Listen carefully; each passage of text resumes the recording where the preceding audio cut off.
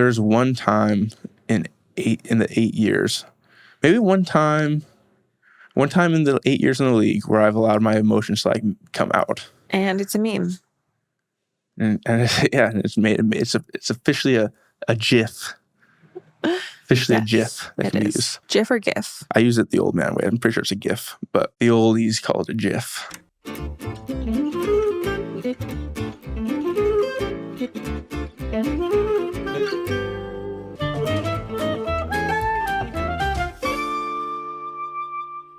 Welcome back to the Daily Grind.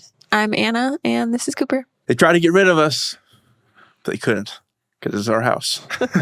Today we're talking about something that we've talked about before on this podcast, per se. And I just think it was something that... I believe it was episode 5. So if you are listening and you want to listen to kind of maybe the prequel of this episode, pause here and go listen to episode 5. Nice. And then join us back. What we want to talk about is a little bit about breaking cycles, asking why, doing a little bit of the work, as it were. I think it's been something we've talked about, again, just throughout this podcast, is growth in our marriage, in our relationships, and being able to be critical inwardly of why we handle things the way we do, why we are the way we are, and then just ultimately how we interact with each other and like the roots and the motivations behind that. And specifically to how we raise our kids, I think so much of how you parent naturally comes from how you were parented, right? Like how you were parented, you just kind of carry that stuff forward. I think if you're not careful about asking, why it is that happens. I think we started going down that path, and it's like, hey, what is the reason why we discipline this way, or we react this way to our natural reaction to whatever is going on, whether it's, kids misbehaving, if it's just kids bouncing off the walls, whatever. Exhaustion, emotions, I think that is a huge one also, because our oldest, June, all of our kids are emotional. You don't realize how emotional children are, obviously, until you're parents, until you're fielding, the highest of highs and the lowest of lows 20 times a day, and it could be over breaking the banana the wrong way. It could be over, I can't find my Lego that I just had 5 seconds ago, and now I am distraught. And you have to validate those feelings, but it's also like, okay, we're going to find it. We're going to get through this, and being able to the emotional aspect of that, I think. And how that, what's your reaction to that? And what's the place of those emotions? Yeah. And so, like you said, June, our oldest, is very emotional. And, we had to have some talks early on about, how do we want to deal with that? How do we want to guide emotion in a young child? And as we've talked through stuff before in terms of how I am, the person that I am, and how I was raised, we spent a lot of time talking about what that looked like for me. And, growing up, I've looked back on my own emotions, and I felt like I became very out of touch with how I felt. And I tend to lean towards squashing my own feelings and whatever emotion I'm feeling, and thinking more about how someone else is feeling. And it becomes nothing about me and all about how someone else is. And people pleasing. And that attitude is, I think, very dangerous specifically for men out there. I think for anyone, for men and women, but for men leading in their marriages, that's a dangerous place to go, because I think in a lot of these places, your responsibility is to lead and then ultimately to protect your family. And now when you're with your family, it's not just about how you feel. It's not the feelings and the protection of your whole family, of your wife, of your kids. And so it's not just the decisions that you make are no longer just affecting you. They're also affecting your family. And that was something that's come up as we've talked to this, like being in touch with who I am and how I'm feeling when something happens and I feel slighted. It's no longer okay just to sweep that under the rug, because it might not just be me being slighted. It could be me and you being slighted, right? And if I can't just sweep under the rug my emotion and yours, and that's not fair to you, for you to have to deal with me because I don't want to deal with the emotion. You don't get to deal with the emotion. We're gonna let that what just happened go. And being able to work through coming out of that, I think, has been such a great thing and has been so important to our marriage, and it's still something I'm working on. And now going back to June, how important it is to not squash those feelings, but let him identify them and say that, like, you are feeling this, and that is perfectly fine. Like, we want you to feel what this is, and what you're feeling is not wrong. Now, how do we harness that, use it, and control it, and not allow it to control us? And that is the conversation we've had with him, and so many times. Yeah. And I, as a parent, used to I wanted to be like, stop. You just gotta stop. Like, you can't be sad about this. Like, don't be sad about this. It's so dangerous to start telling a kid how they're supposed to feel about something that in their world is, it could be that it's a big deal. Like, it is a big deal. And being able to say, hey, it is okay to feel this way, and how can we walk alongside you so that you can identify it? And then that as you grow, like, I want you to be able to feel these things, and we're going to learn how to feel, so that when you are older, you can feel this and you can make decisions because you can feel it. And you don't get to this place where things are so squashed that you don't even know who you have are. Something crazy and traumatic happen to you, and you've never dealt with emotion, so you don't know how, and you either, you go to a very dark or just not positive place because you've never dealt with emotion. Exactly. You don't know how to. I think, for me, it was kind of scary getting to this place of feeling like, do I know who I am and how I like if you don't have your emotions and you don't get to feel them, like, who are you? What are the things that bother me? What are the things that I care about? If you don't get to have the negative pieces of that, if you don't get to feel the things that bother you and be able to deal with them, it's really hard to feel the other side of that as well and appreciate the other side of that. And it's a scary place. Like, do I know who I am? And do I know the things that I love? Do I know the things that I fear? Yeah. And do I know the things that do create sadness, that cause my, that pit in my stomach? And so much of that stuff, I feel like I squashed. I just put it down for so long. I wasn't able to feel this. I wasn't able to feel the highs of things. And, I think one of my biggest regrets is not having worked through that and think of all the things that I went through where I just, wasn't able to appreciate the high of a certain feeling. Think of our wedding day. Yeah. Like, one of the greatest day of my life. There was this wall where I just hit this ceiling of I can't go past this point of emotion. And there wasn't you're walking down the aisle and I don't get to you don't get to see the manifestation of how I feel, and I'm not even able to feel it fully. Yeah. Because there's this this block, and I don't get to have that. And then as we work through it, and as we get to this place where we're able to I'm able to find those things, we're we have kids, and now it's I can't watch a kids movie without having this feeling of we watched Coco.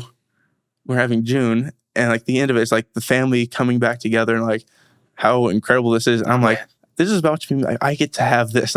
I'm about to have this family, a wife who I adore and I get to love, a little boy who I get to raise up, and I'm bawling my eyes out. And it's this is what it's like to feel. This is what I get to feel the highs now. I get to feel life to its fullest, and to have someone to be in a place now that we have boys that have this great capacity for emotion. Yeah. I just want to harness that and let them take that, because I know what it's like to have that taken away and not be able to feel that, not be able to take the highs, take those things. I think people say I'm not emotional when I play football, and I think it's kind of going back to my safety mechanism of I'm just going to stay right here.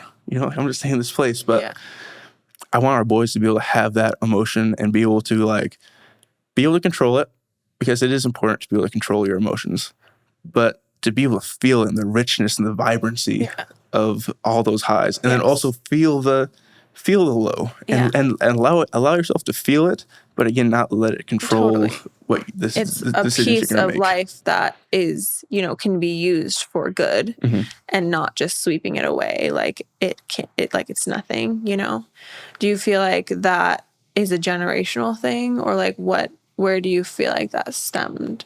I think I lacked it. I don't think that you were born not being able to do that. What I'm saying is I think my parents just didn't cultivate it. Like they didn't allow that to be something that was allowed to be, like it was there. But when it did boil over, it was discipline. Negative. It was directed. I was like, that you can't do this. Like you are acting out of emotion, consequence. And I think where I go in my personality is I'm going to avoid that is now consequence. And then it's like not connection with my parents or feeling like I'm in the bad graces of my family and wanting to like get back to good standing. Right. And so it's like that caused me to do this and go here and this bad feeling.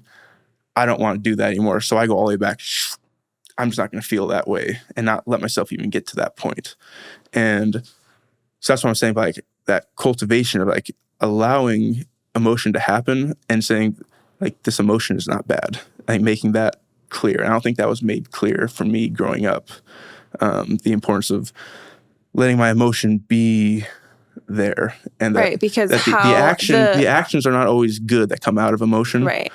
But being able to not verify, but being able to like validate your emotion, but being able to talk through like this is the consequence of the action that comes out of not being able to control these emotions. Yes. And that's where I think things got squashed, and I started to just deter myself from being able to feel those things because I wasn't able to control. Never really taught how to control my emotions when they did get there, and it becomes it's dangerous because you bury it, and you just bury it and bury it and bury it and bury it and bury it, and that's always going to be a recipe for disaster when you just let things just sit there and fester and grow into these terrible, terrible things. But that's kind of, I think, when I think through like the asking why of how we do things, like I don't want that for our boys, and looking inward and doing the work and saying, this is how I grew up. And I initially thought like this is right, but then it's like, there's so much that I'm missing and so much that I want for our boys in this. So I think that's what I just want to encourage people, like ask yourself these questions. Ask yourself, why are you doing what you're doing? And is the reason, and ask your parents. We've had conversations with my parents and your parents about this stuff. Like they're not getting shell shocked by this conversation right now. Like we've had these conversations with them, and just being able to talk through why that is. Because like we've just discussed before, we know our parents loved us and wanted the best for us. That doesn't mean that they were perfect. Just like we're not going to be perfect for our kids, but we want to try to move forward and try to be better. Like just like I know they want for us is to be better parents than they were to us. Yeah. And just keep moving things forward and be able to ask these hard questions. And I think that's really important. Yeah, it is really important. But for you, talk about some of the things for me. Like what are some things for you that you feel like as you look at our boys in terms of how you were parented and how that translates to the kids? What's something for you? I think that a huge thing for me is just connection. Like that we talk about it all the time, but I think it's because it is at my core. Connection is so important to me, and like real authentic connection, and I want every one of my boys to be able to, in any circumstance, come to me, be able to talk through things, be able to lay out whatever they need to in any circumstances, and know that they're going to have an ear and they're going to be connected with, and being able to build relationship in all things instead of having discipline be this thing where there's disconnection and then forced connection after, where there's, if it is a situation where, there needs to be some teaching and learning and correcting, let's do it through connection. Let's do this together. You are a human that is needing to be molded and shaped, and you are growing and learning, being able to come alongside that, because we're not going to be perfect, and there's going to be things that we miss, and there's going to be times where we do things poorly, but if the connection can outweigh the things that we do poorly, I just feel like there's always going to be an open door, and there's always going to be just that ability for them to feel safe and loved. Yeah, because I think the worst thing is for, as a parent, thinking your child's going through something and not knowing that they're going through it, and not having built a place where they feel like they can come to you and talk to you about it. And I think that, maybe the way that my parents approached it was almost from like an insecurity, like fear place of like, well, I just don't want you to do that thing, because if you do that thing, it's going to ruin your life, or, there's going to be these terrible consequences, which, they are right. But are kids going to do stupid things? Are you going to make poor decisions in your life? Yes, we all are. But when you say, don't do that or else, and then you do the thing as a kid, and you feel like your parents are the last person that you want to know that you did this, because there's going to be disappointment, and there's shame, and there's guilt, and there's fear. I don't want that, and obviously your kids don't want to disappoint you, and there's going to be times where they, are maybe afraid, but I just want them to know that the connection is there, and that the love is there and waiting for them, that I have made them feel safe and connected and loved, even in the times where it's been hard and we've had to walk through and talk about hard things. But I want that, to be paramount, of like, first and foremost, like, I love you, and like, you're safe here. Yes. I think that's so powerful. And that's where you want, when you're in that place, because there is going to be shame. There's going to be decisions that you make that are not good. I think through both of our lives, the decisions that we have made that, if gone just a hair differently, would have changed and altered our lives forever. And I think everyone has those decisions. They look back and are like, wow, my life almost took a gigantic right-hand turn here. And by the grace of God, you were able to move past that. And not have these terrible things. Some people don't. Some people have those things where it just caught them. Some people have made one decision that they look back and like, some people are like, man, I feel like I was made good decisions. And you make one, and it just is a game-changing decision for your life. Which is terrifying as a parent. Which is terrifying as a parent. It's absolutely terrifying. And you want to try to avoid that. But like you said, kids are like, you're going to make bad decisions. It's going to happen.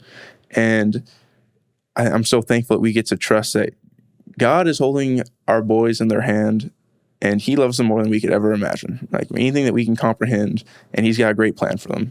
And we get to parent alongside the Father who loves each of us so dearly and unconditionally.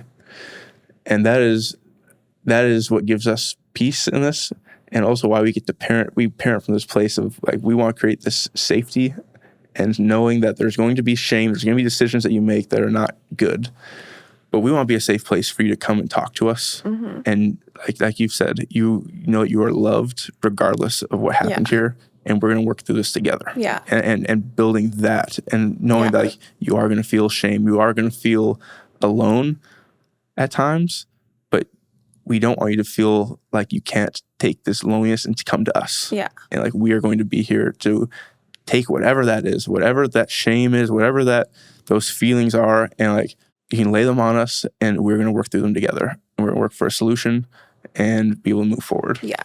So that they can have the confidence, I think, to, as, you do send your kids off, instilling this courage and just this confidence that I can make decisions, and there may be some bad decisions that come, and I can move past them, and they're not going to haunt me for forever, and just not having the fear of the one bad decision, like, just take root, and then not be able to make any decisions because you're afraid you're going to make the wrong one. Exactly. And that's, when you, and when you are in that place, if you create this place of fear, and we've talked about on this as well, like you don't want to live in a world of a place of fear. Yeah. As parents, you don't want to live in that place. As kids, you don't want to live in that place. It's just not, nothing good and fruitful comes out of living daily in a place of fear. So I just think that's such an important piece of so important to how we parent and the values that we place on our boys. And man, what a great reminder. Like, even just for us to like be dialed into that and understanding when you are exhausted and tired and exhausted and tired. Exhausted didn't do it enough. It needed to be and tired. You're exhausted and tired and overstimulated.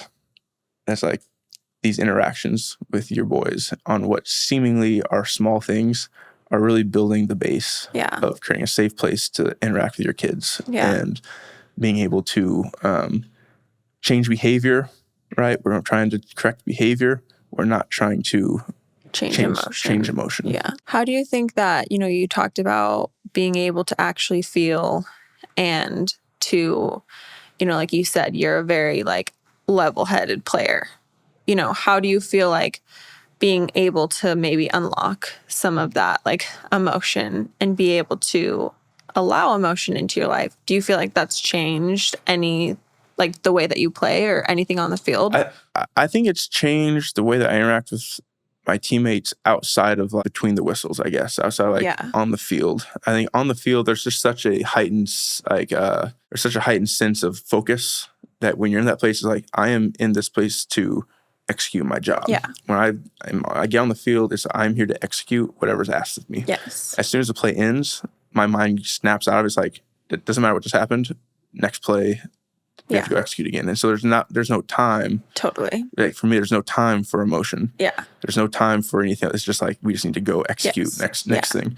And, I've had to talk to Puka about this because he's a very emotional person and he'll get up and scream at the top of his lungs and flex his whole body and scream again and run to the sidelines because he's out of breath. And I've had to tell him, like, dude, one less scream, stay on the field because it's third down, and then we get some extra plays back. So we've worked on that. We're working on it. We're getting through that. He's gonna do a lot better. I'm optimistic. But for me, I've had a few moments where I feel like what has changed for me in this, and this is what you're really the root of what your question is. I've gotten to the point where I feel free to enjoy the highs of good plays, of good play, whether it's my good play or anyone else's good play. I feel like I'm allowed to freely feel that and be excited about it. How that manifests isn't always like, it doesn't always manifest in it, but I get to at least feel it. Yeah. And I don't feel like it doesn't feel like I'm too high and you get back down. You know what I mean? It's like I'm allowed to now enjoy this, enjoy the highs, enjoy coming out of the lows and the ebbs and flows of a game. And I think I said the word vibrancy. Like, football is more vibrant now because as we've worked through stuff, and I'm able to feel like it is feeling all those, allowing myself to feel all those things and the journey and enjoying all of those challenges and feeling the good and not being like, oh, at the end of the game is what determines whether I feel good or not. Like, there's a lot of stuff that happens during the course of a game, a lot of good stuff, a lot of losses that we've had where I'm like, man, we did some really good stuff out there that we can take this and do some really, like, this is right there. So there is some of that. And, there's one time in the 8 years, maybe one time in the 8 years in the league where I've allowed my emotions to like come out. And it's a meme. And it's officially a GIF. Officially a GIF that can be used. GIF or GIF? I use it the old man way. I'm pretty sure it's a GIF, but the oldies call it a GIF. I almost feel like, I think that's the only time I've done it. Maybe one time my rookie year against Seattle, the same game that I dropped the game-winning touchdown, I caught a deep cross and Earl Thomas was coming flying down out of the post. He was cutting the high cross, and Jared put a nice little layered ball over the backer. And I went up and caught on the sidelines, and I knew Earl was coming for me. So I pulled it down, got the feet down real quick, and Earl goes flying over the top of me. That was pretty fun about that play. I gave a little like mini flex, like something like that. But aside from that, people didn't really see that one. It wasn't GIF worthy. Speaking of the Legion of Boom, We got hard hitters coming. Right here. I know. I'll go first. I've talked a lot about fashion here. But I'd like to hear your take on this one. And what shoes are acceptable to wear with a tuxedo? What's the event? An event in which you would wear a tuxedo. I know, but I feel like there's levels of formality even within that. Let's do two. We're gonna do one. Okay, we're gonna do one wedding. Just you're going to a wedding and they just say it's black tie wedding, and then there's another one which is like an event, an actual you're probably gonna be a red carpet. There's gonna be cameras. There's gonna be stuff that you got to get dressed up for. It's so circumstantial though, because I feel like there's also people that who you're like, okay, this is black tie, and they want it to be fancy, but they also like a little bit of pizzazz, because then you can do something maybe a little bit more hip and trendy, just like any red carpet event. Okay, so let's do a red carpet event. Odell's wedding. Those are like the same thing. We don't know that. So Odell's wedding, red carpet. Those are the same. Okay, fine. What is that? What are the shoes that are allowed? Okay, I feel like any number of shoes. Any number of shoes. What type? Like are sneakers allowed? Yes. Yeah, but it's not any sneaker, obviously. I think that the thing for me is the aesthetic and like the taste. Does it elevate the tuxedo? Yeah. Like, what does this tuxedo look like? Yeah. And what does the shoe look like? So what you're saying is you can't wear a classic tuxedo and a pair of J's. I mean, again, like, what's the J? And how is the tuxedo like fitting you? That's what I'm saying. So like by a classic tuxedo, standard black and white penguin tuxedo. I know, but is it like, did you have it tailored? It's tailored, but there's nothing like I mean, I think J's would be hard. I think some extra shine. I think J's would be hard. That's kind of how I feel. Like classic fit of a tuxedo. But if you did a new age version of tuxedo with little extra pizzazz to it, then you can maybe have some more leeway. If the more adventurous you are up top, the more adventurous you can be at the bottom.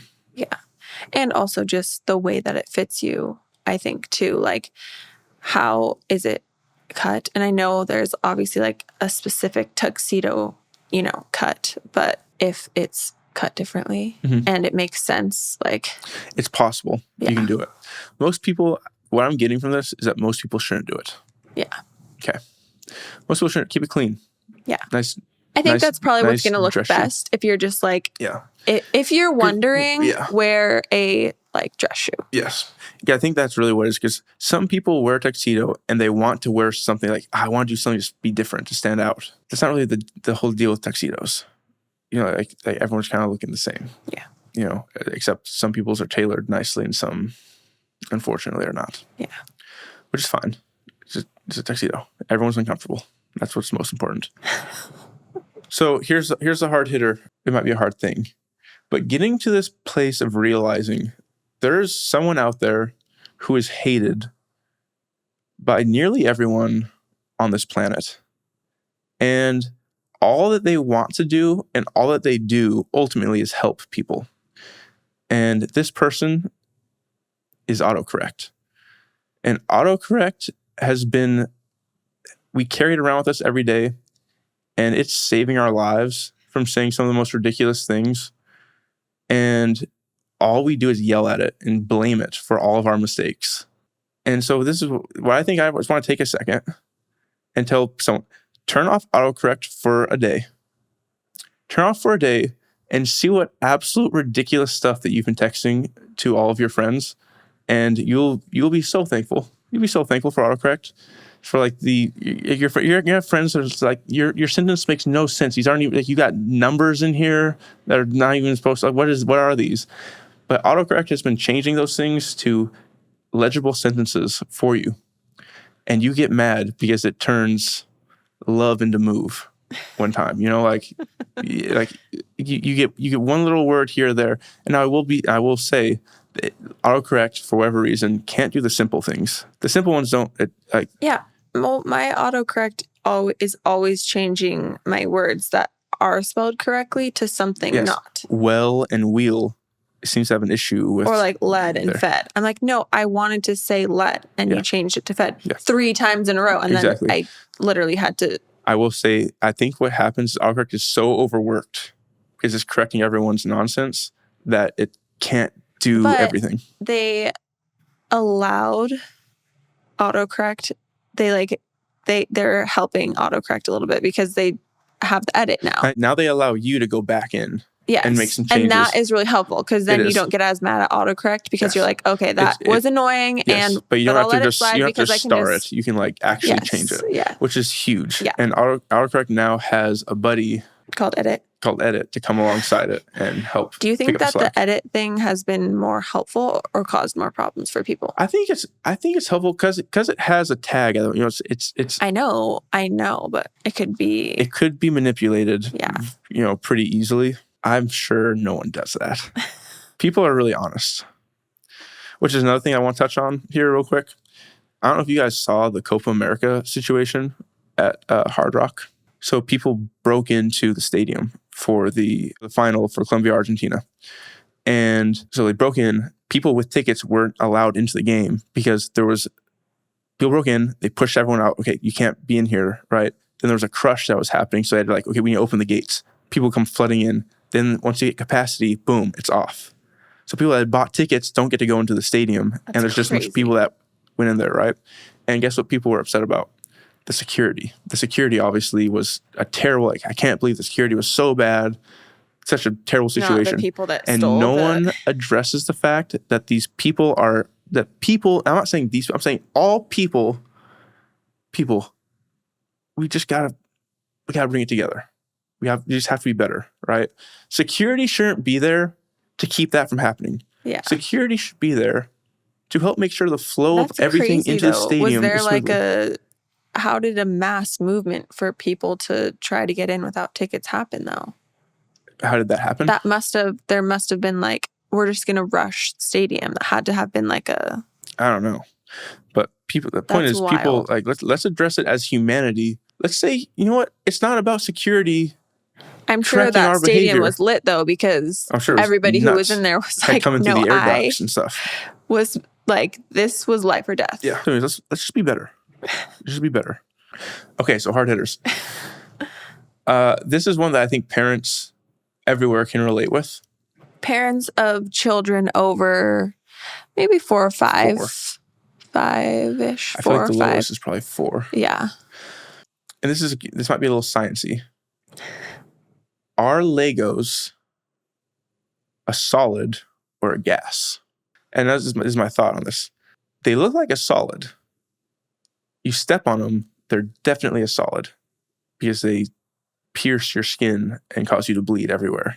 But they do fill the volume of whatever space they are in. You bring them into the house, they are everywhere in the house. Mm-hmm. That's a characteristic of gas. It is. There's an argument to be made physics-wise that Legos are in fact a gas. And I just think, I think if enough of us parents really spend some time thinking about it, we could probably, be really button this one down. The Lego issue seems like an insurmountable problem. It is insurmountable. Insurmountable. I believe is a correct pronunciation of that. But wait, actually? Michael Scott, I think, says insurmountable. Oh, okay. And he knows how to pronounce things. But, so this Lego thing, it is a problem, like you said. And there's no answer. There's no answer. You say there's one room. You say the Legos stay in here. The Legos stay in this room. The answer is just not introducing Legos. I know. They are a good toy though for creativity. They love them. They play with them for a long time. It's just you can't keep them in one room. It's impossible to keep them in one room. They end up everywhere. Always. You can't not. And they're always. They are never where they left them. No. And that's the hardest part because they're always so frustrated that they can't find their Lego that they just left on the couch. It's now no longer on the couch. Yeah, who's responsible for finding the Legos? They are, but we always end up finding the Legos. Exactly. It ends up being our job because it needs to happen. It needs to be saved. But it's really hard because you're holding the Lego. They're holding the Lego. We're going from this room across all to that room. We get to that room to get the piece that they wanted. Say, okay, where's your guy? The wormhole, the Lego wormhole has taken this guy, and he is nowhere to be seen anymore. He's gone. So yeah, so you parents, you get it. But we'll button it down. Lego, solid or gas? Let us know. All right, well, that's it for today. Man, we got deep. Thank you. Mm-hmm. Thank you for joining us with us. Oh, thank you for me? Yeah. Oh, yeah. You're welcome. Love you. I love you. Thank you for being with us today. It was fun. Until next time. This is a daily grind.